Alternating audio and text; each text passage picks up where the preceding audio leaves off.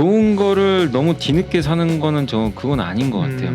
그러니까 너무 뒤늦게 막 다 좋다고 할 때 그때 투자하는 건 너무나 쉬워요. 이게 좋아지는 쪽은 맞는데 주가가 남들이 관심이 없어서 좀 이렇게 빠지는 구간에서 남들은 관심 없잖아요. 그럴 때 분할로.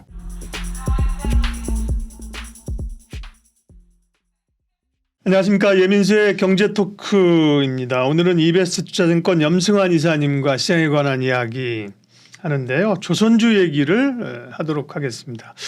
주가는 뭐 걱정의 담벼락을 타고 오른다는 유명한 증시 경험이 있는데 조선주는 무관심의 담벼락을 타고 별로 왜냐면 우리가 2차 전지, 반도체, 자동차 여기 관심이 쏠려 있었는데 사실 조선주 얘기 안 한 건 아니거든요. 근데 뭐 반응이 없어요. 올라봐야 얼마나 오르겠어 그랬는데 탄력 붙으니까 그죠. 또 무거운 주식들이 쭉쭉 오릅니다. 기본적으로 환경 변화가 뭐가 있나요, 조선주는? 사실 그렇게 큰 환경 변화가 있는 건 아니에요. 그러니까 뭐냐면 지금 조선주 같은 경우는 이제 애널리스트 분들이 굉장히 답답해하신 게 2달 전부터 계속 좋다는 얘기들이 나왔거든요. 뭐 수주 그러니까 좀 작년 연말하고 연초엔 좀 걱정을 했던 건 있었어요. 뭐냐면 피크아웃이다. 왜냐하면 작년 수주 너무 많이 했잖아요. LNG 대규모 수주에다가 근데 이게 실적이 진짜 좋아질까? 약간 이제 여기에 대한 리스크 또 인건비 문제. 그렇다면서요? 조선사에 또 인력이 또 부족하다는 얘기도 있더라고요. 그래서 이제 그런 걱정들이 있어서 진짜 올해 연초는 좀 부진한 건 맞는데 한 딱 2달 지나고 3, 4월 딱 돼서 데이터를 봤더니 여전히 수주가 잘 되고 있어요. 물론 작년만큼은 아니죠. 근데 올해 연초에 목표치를 제시하는데 작년보다 좀 낮춰서 잡았죠, 회사들이. 근데 지금 보니까 현대사무중공업은 2달 만에 그러니까 올해 목표치 다 달성했어요, 벌써. 그 정도로 수주가 잘 되고 있고 작년만큼은 아니더라도 컨테이너선, LNG선도 좀 못지않게 발주가 되고 있고 우리가 걱정했던 발주 감소 리스크가 이제 많이 완화가 된 거죠. 거기다가 또 한 가지가 이거 성과가 떨어지면 어떡하나. 작년 성과 좀 올랐잖아요.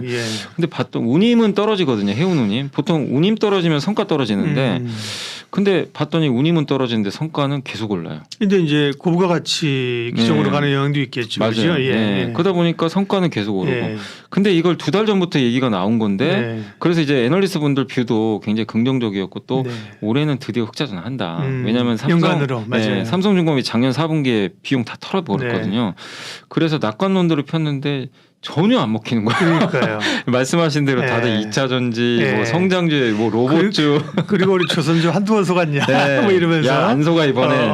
그러니까 좋은 걸 아는데 저는 개인적으로 조선주 굉장히 긍정적으로 봤거든요. 안 가더라고요. 이게 싸다고 아무리 외치고 뭐래도 기자재도 안 가고 눌려 있었죠 그냥. 그래서 이게 역시 주식 투자는 미인대회구나. 우리가 아무리 좋고 뭐 애널리스트분이 좋은 얘기를 해도 데이터를 보여줘도 저기 바라보시는 분들이 예쁘다고 생각 안 하면 안 가는구나. 그걸 다시 한번 제가 좀 느꼈어요. 근데 이제 2달 후가 딱 지났는데 왜 그럼 갑자기 가느냐. 2달 후 지났는데 펀더멘탈 변화는 크진 않아요. 여전히 괜찮아요. 괜찮고 오히려 더 좋아졌죠 사실은. 신조성과는 더 올라가니까. 근데 사람들이 이제 시선이 좀 이제 여유가 좀 생기신 거예요. 여유라고 하긴 그런데 특정 몇 개 섹터에 이제 집중하셨던 분들이 다른 걸 좀 찾기 분산돼요. 이제 좀 다른 것도 보자. 그리고 증시도 분위기가 나쁘지가 않잖아요. 그리고 보통은 반도체가 이게 큰형님들이 한번 움직여주면은 그 다음에 어디를 보냐면요 경기 민감주 보더라고요. 왜냐하면 이제 반도체 경기에 민감하니까 찾다 보니까 조선주는 분명히 괜찮은데 근데 주가가 안 갔단 말이에요. 그래서 한번 이제 조선주가 하루에 막 10% 그런 경우 없는데 달려버리더라고요. 그래서 결국엔 뭐가 크게 바뀌었다기보다는 그동안에 소외를 받은 거죠. 좋은 건 알았는데 못 올랐던 거를 이제 한 번에 반영하면서 좋은 건 제자리를 찾아가는데 문제는 이제 그게 언제냐를 장담 못하는 게 빠르게 갈 수도 있고 어쩐 거는 보초 쓰는 기간이 길 수도 있으니까 대부분 안 좋아하죠 그런 걸 그죠? 근데 주식 투자에서 느낀 건 저도 이번에 느꼈던 게 뭐냐면 좋은 거를 너무 뒤늦게 사는 거는 그건 아닌 것 같아요. 누구나 다 아는데 예를 들면 2차 전지를 작년엔 사실 안 좋았잖아요. 2차 전지가. 근데 작년도에 좀 안 좋았을 때 특히 올해 1월이 굉장히 안 좋았거든요. 1월만 해도 안 좋았는데 그러나 이제 그럴 때 투자를 하신 분하고 뒤늦게 그러니까 너무 뒤늦게 막 다 좋다고 할 때 개인 투자분들이 몰렸을 때 그때는 그때 투자하는 건 너무나 쉬워요. 아니 좋은 걸 좋다고 해서 사는 게 뭐가 어렵겠어요. 그냥 버튼 한번 누르면 다 사는데. 그러니까. 근데 그 뒤에 달아올 뒷감당은 본인이 하셔야 되거든요. 근데 그만큼 너무 또 쉽게 투자하는 순간 굉장히 손실이 커질 수 있으니까 오히려 항상 투자할 때 결국에 이렇게 성공하신 분들은 공통점이 다 그거예요. 소수에 서야죠. 소수의 네. 의견에 그죠. 예. 근데 아무거나 안 사시더라고요. 자기가 분석해가지고 앞으로 좋아지는 확신은 있어야 돼요. 그러니까 이게 좋아지는 쪽은 맞는데 주가가 남들이 관심이 없어서 뭐가 됐건 간에 일회성 악재가 됐건 이렇게 빠지는 구간에서 남들은 관심 없잖아요. 그럴 때 분할로 천천히 담아가시더라고요. 근데 그러다 보면 단 며칠 만에 보상을 준대요. 이번에 조선주도 그랬잖아요. 갑자기 올라가지고. 근데 그거를 내가 2달, 석 달, 넉 달 참을 수 있겠느냐가 중요하거든요. 근데 그때 왜 못 참냐면 혼자 포모 오거든요. 네. 아니 다른 사람들은 그러니까. 다 저기서 돈 벌고 있는데 나만. 근데 그게 무슨 상관이니까 남이 돈 벌건 말건. 최근에 그 네, 최진철 대표가 가치 투자 책 써가지고 주식을 읽어본 네. 것 가운데 인상적인 게 많은데 가치 투자자들은 남 오르는 거 별로 시샘 없다 그 네, 얘기가 있어요. 네, 왜냐하면 맞아요. 자기 걸 꾸준히 가는 거지. 내가 샀는데 이게는 못 오르고 제가 올라? 예, 어? 아 맞아요. 제가 하고 또 제가 올라? 근데 다른 거 오르는 거에 대해서 별로 시샘이 없다. 네, 자기 기준을 맞아요. 간다. 그 얘기가 좀 인상적이었어요. 그게 진짜 주식 투자할 때 네, 제일 중요한 네. 것 같아요. 왜냐하면 남이 돈 벌면 축하해 주시면 돼요. 아, 네, 좋은 일인데 네. 사실 사람이 사촌이 땅 사면 배 아프다고. 그러니까요. 원래 사람 심리 중에 하나잖아요. 네. 뭐 그런 심리도 있지만 주식 투자할 때는 그런 건 좀 없애셔야 되고요. 왜냐하면 그런 심리를 가지면 질투심 때문에 그걸 따라가게 되더라고요. 그렇죠. 그럼 결국엔 잘못된 고점을 살 판단. 가능성이 높죠. 그래서 항상 투자할 때는 남 칭찬해 주시고 자기 것만 집중하면 돼요. 그러니까. 남이 돈 번다고 나한테 줄 거 아니잖아요. 네. anyway, 또 이제 들으시는 분들이 알았고요. 꼰대 같은 얘기 그만하시고 조선주 얘기하려고요. 그럼 조선주는 지금 시점에서는 사실은 오르긴 올랐지만 그런 어떤 소위 뭐 빅사이클이나 이런 걸 본다고 하면 뭐 사실 예를 들면 뭐 주봉이나 월봉으로 보면 뭐 이제 움직이기 시작한 거 아닙니까? 네, 맞습니다. 그죠? 네. 그래서 저는 조선주를 지금도 여전히 좀 긍정적으로 보는 이유가 네. 이제 그 아까도 말씀드릴 때 남이 관심 없을 때 계속 공부를 해놔야 되는 게 그 미래를 우리가 알고는 있어야 되잖아요. 그러니까 내가 조선주를 살 때 단타를 할 거냐, 가격 빠졌으니까 뭐 트레이딩 하실 건지 좀 사이클을 보면서 좀 길게 가져가고 이거를 좀 예측을 해야 나의 투자의 그 기간이 결정이 되거든요. 근데 저는 좀 너무 짧게는 안 하셨으면 좋겠는 게 저는 좀 약간의 빅사이클로 봐요. 네. 왜 그러냐면 이제 여러 이유는 있겠지만 일단 가장 큰 게 교체 사이클이 아직 제대로 도래를 안 했거든요. 뭐냐면 20년 전에 그때 중국이 올림픽 할 때 예. 어마어마하게 발주한 거 아마 기억하실 거예요. 그때 조선 발주 어마어마했잖아요. 역대급으로 과잉 발주였죠, 사실은. 네. 근데 지금 이제 20년이 거의 다 돼가거든요. 그래서 25년도가 되면은 2000년대 초반에 발주한 것들이 20년이 넘어가요. 그럼 점점 교체를 해야 되거든요. 폐선을 하는 거죠. 근데 폐선을 할 때 친환경 선박으로 이제 바꿔야 돼요. 그러니까 지금 약간 애매한 선사들이 있어요. 이거를 바꾸긴 해야 되는데 싼 걸로 발주를 하자니 옛날 그 배들 있잖아요. 이 환경 기준도 안 예, 맞죠. 안 맞으니까. 근데 이걸 또 바꾸자니 돈이 많이 들어가고. 그 조선수도 보니까 많이 문 닫았더만요. 네, 최근에. 그러니까. 구조조 정도 네, 많이 네. 돼가지고. 근데 이런 이제 고품질의 친환경 선박은 한국이 최고로 잘 만들거든요.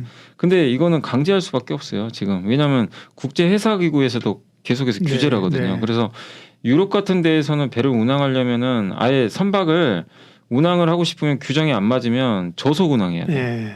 아니면 제대로 운항하려면 선박을 바꾸든가. 이거는 그냥 조선사가 결정할 게 아니라 그냥 강제 요인입니다. 근데 이 사이클이 이제 오거든요. 1, 2년 후면 오거든요.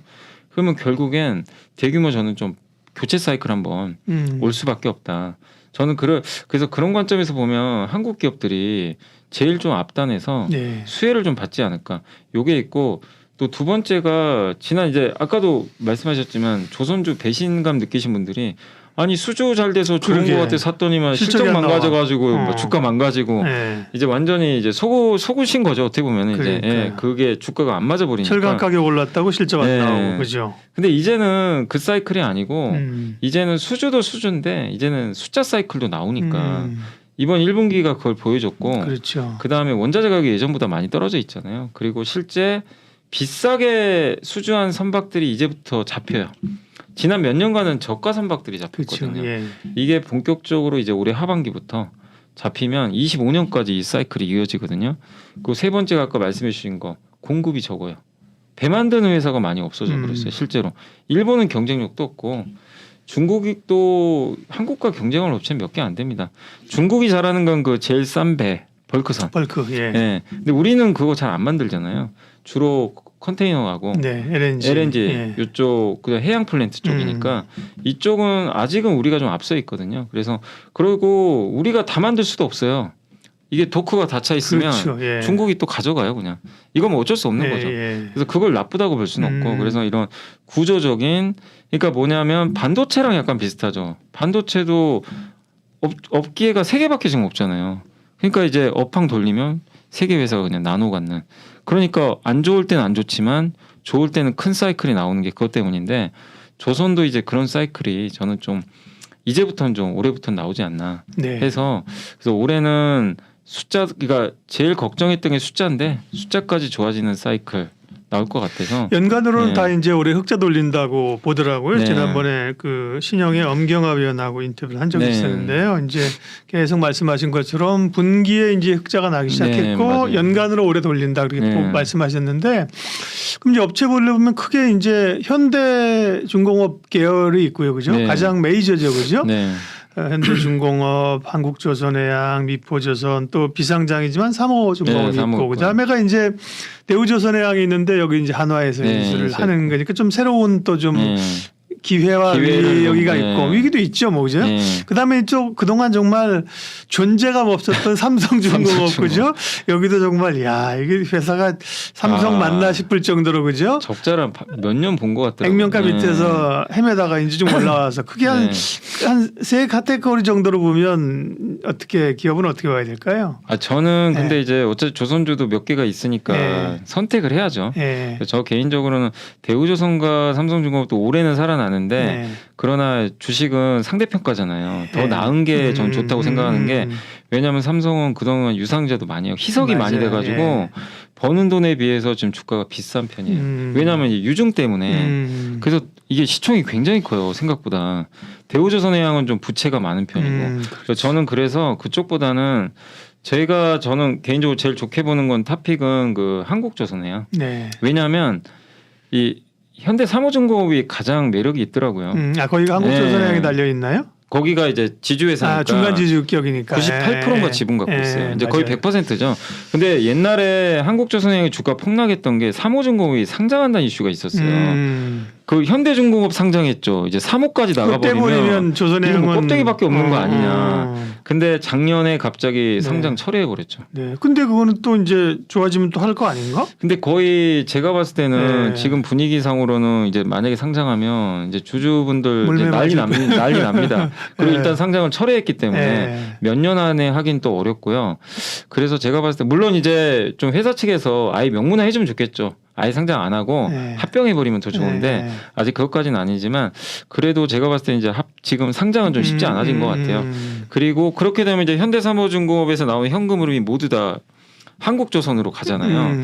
이게 좋고 그 다음에 현대사무중공업이 괜찮은 게 수익성이 되게 좋아요.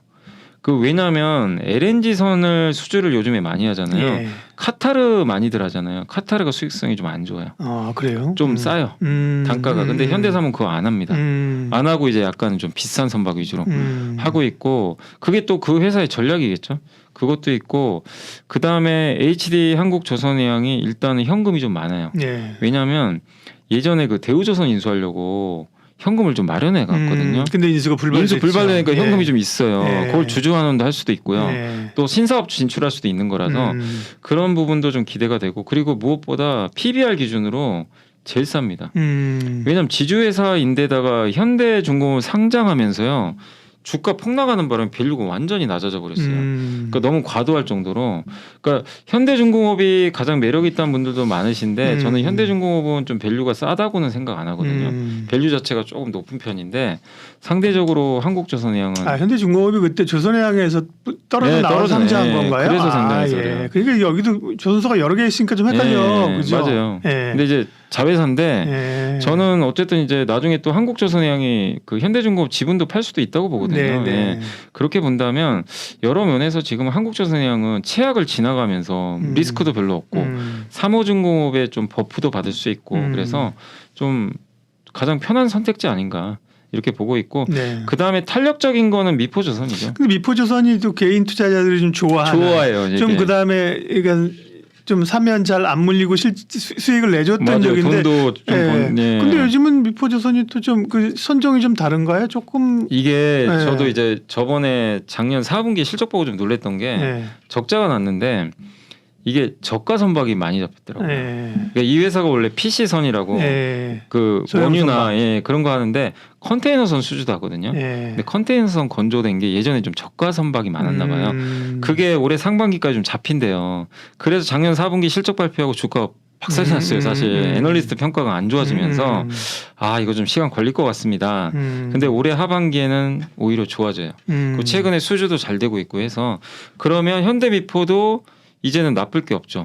그동안 주가도 충분히 빠졌겠다 하니까 저는 좀 약간의 다크호스로는 그러니까 저는 1순위는 한국조선해양이 좀 제일 부담 없고 2순위로는 이게 현대미포가 작년에 11만 원 했는데 6만 원까지 빠졌다고 했거든요. 거의 반토막 났어요. 지금 올라와서 7만 6천 원이거든요. 그래서 지금은 두 번째로는 좀 현대미포도 하반기를 본다면 좀 괜찮다. 최애 종목이죠. 개인 투자자들의 현대미포 그다음에 한국조선해양 줄여서 한조해라고 한조해 맞아요. 그 특히 엄경화 연구원님이 제일 항상 작년부터 탑픽이셨는데 맞아요. 고생 많이 하신 걸로 알고 있습니다. 맞아요. 한국조선해양 지금 얘기하셨는데 조선군 이렇게 좋죠. 사실은 뭐 어디가 나쁘다는 게 아니라 한쪽만 그다음에 한쪽만 또 이 섹터도 한쪽만 너무 쏠려서 가는 것도 건강하지 않잖아요. 그죠? 물론 주도주구는 있지만 그죠? 주도주가 가면서 약간 중급의 이런 이 섹터도 좀 올라와주고 그죠? 그러면서 같이 가야 되는 건데 우리가 엔터지 얘기도 합니다만 엔터지도 좋긴 하지만 사실 엔터지나 이익이나 시총이 사실은 한국 시장을 확 끌어당길 수 있는 코스닥은 좀 영향을 주는데 전체는 아니죠. 전체를 주도해 갈 수 있는 사실은 금량 체급이 아니다 이런 얘기하지만 그런 것도 좀 올라오면서 그죠? 실적도 좋아지고 누구 이제 구조적 성장주라고 최근에 말씀하셨는데 그죠? 뭐 그런 게 이렇게 나와주면서 건강하게 가는 게 좋지 않아요, 그죠? 그러니까 저는 그런 게 되게 바람직하다고 보는 게 사실 옛날에 2차 전지하고 엔터는 우리 몇 년 전만 해도 존재감은 없었잖아요. 크게. 그렇죠. 근데 이게 하나의 중심축이 돼버렸고 우리 한국이 또 전 세계 제일 잘하잖아요. 그렇죠. 그러니까 이런 산업들이 하나씩 생긴다는 거는 정말 우리나라 증시에 이런 좀 하방을 또 다져주는데도 그러니까 굉장히 저는 의미가 있다라고 좀 보고 있습니다. 조선주도 좀 봐야겠습니다. 그러니까 항상 이렇게 저도 방송하고 그러지만 이제 언론의 책임이 맨날 그날 좋은 것만 얘기해요. 그죠? 야, 뭐 그날 상한가나 20% 오른 게 2,000개 종목 중에 왜 없겠어요. 그죠? 뭐라도 있지 뭐라도. 그런 것만 확 올랐어요. 그러면 또 방송 보시는 분들이 그쪽으로 확 쏠렸다 그러죠. 너무 쏠리니까. 그 다음 날은 또 빠지면 얘기 안 해. 그죠? 오른 거 쫙 얘기하면 가고 너무 이렇게 인기 영합주의로 보도가 되는데 그런 걸 이제 중심을 잡으셔야죠. 그죠? 각자. 그러니까 돈 버는 건 사실 제일 좋은 거는 지금 소외받고 있는 것 중에서도 찾는 것도 되게 좋은 방법이에요. 소외되는 거 접근 자체가 잘 안 돼요. 안 되니까. 개인 투자자들은 보통 뉴스를 통해서 뉴스나 리포트를 통해서 접근하는데 주로 이제 인기 있는 게 맞아요. 뉴스가 많이 쏟아져 나오잖아요. 근데 그래서 좀 이게 좀 팁일지 모르는데 이게 내부자 매수 우리 알 수 있잖아요. 매일 전자공시로 공시하잖아요. 임원들은 무조건 한 주라도 사고 팔면 그러면 장내 매수를 보통 공시를 하는데 매일 하거든요. 근데 그 보통 장내 매수 특징이 주가 많이 빠질 때예요. 임원들은 절대 오를 때는 안 삽니다. 오르면 오히려 장내 매도가 나오고. 근데 대형주들 중에서 혹시 장내 매수가 들어오는 기업들이 있어요. 찾아보시면 매일매일. 코로나 때 그 얘기하면서 코로나 때 정의선 회장이 현대차 샀는데 8만 얼마인가 7만 얼마에 샀대요. 7만 원, 9만 원 언저리예요. 제가 기억나요. 6만 원대 샀어요. 6만 원인가요? 지금 20만 원인데 그죠? 근데 그게 꼭 그렇게 된다는 건 아닌데 임원들이 보통 산다는 건 자기 회사 주가 이 정도면 빠졌다. 바로 올라간다는 건 물론 아니에요. 뭐 이제 우리 회사 건강이라는 걸 좀 쇼잉하는 측면도 있긴 하지만 기본적으로 그죠? 근데 주로 대표이사가 산다거나 아니면 특정 회사를 그 임원들이 여러 명이 살 때가 있어요. 한 명이 사는 게 아니라 그런 거는 되게 의미가 있고 제가 왜 이 말씀을 드리냐면 올해 저는 매일 보거든요. 올해 상반기에 봤던 것 중에 제일 임팩트가 있던 회사가 어디였냐면 두 개였어요. 아니 임원들이 계속 사더라고요. 이게 왜 사지? 그러니까 한화 있죠, 한화 지주회사. 주한화. 거기가 26,000원, 5,000원일 때 임원들이 돌아가면서 사는 거예요. 매일매일 거의. 요즘에 이제 안 사요. 주가가 지금 3만 원 넘어가서. 두 번째가 현대글로비스. 거의 정의성 회장 지분 많이 갖고 있는데 15만 원대에서 계속 사더라고요. 거기도 요새 좀 올라왔거든요.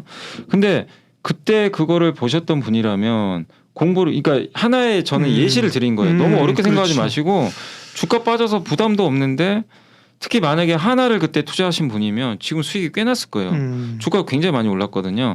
올라간 이유는 솔직히 저도 몰라요, 지금은. 근데 그 임원들이 많이 산다는 건 자기 돈으로 사는 거예요. 자기 월급이든 자기 자산 가지고 사는 거기 때문에 결국 손해 보면 자기 손해고요. 그러니까. 그런데 6개월 동안 또 못 팔아요. 규정상. 그러니까 단기 뭐 시세를 노리려고 사는 것도 아니에요. 그래서 그걸 가지고 야, 이 업종 한번 나 공부해봐야겠다. 여기 왜 내부자들이 사지? 그럼 이 업종 공부해보는 거예요. 하나의 단초를 주는 거죠. 단초예요. 맞아요. 그러니까 너무 어렵게 생각하지 마시고 그게 진짜 저는 좀 좋은 힌트도 될 수 있다 말씀드리겠습니다. 예, 조선주 얘기하면서 사실은 다 알고 있는 방법으로는 돈 벌기 어렵잖아요. 그렇죠? 그럼 접근 자체가 모르는 쪽으로 접근해야 됩니다. 가장 이제 피보는 게 뉴스입니다. 뉴스 보고 사보면 물려요. 그죠? 예, 그래서 새로운 접근 방법 가운데 하나가 공시. 공시 임원들이 그죠? 사는 것들을 하나의 예로 들어주는 거니까 스터디를 해가시죠. 예, 오늘 이베스트 투자증권 염승환 이사님과 오랜만에 또 시간 가는 줄 모르고 참 얘기했네요. 고맙습니다. 네, 감사합니다.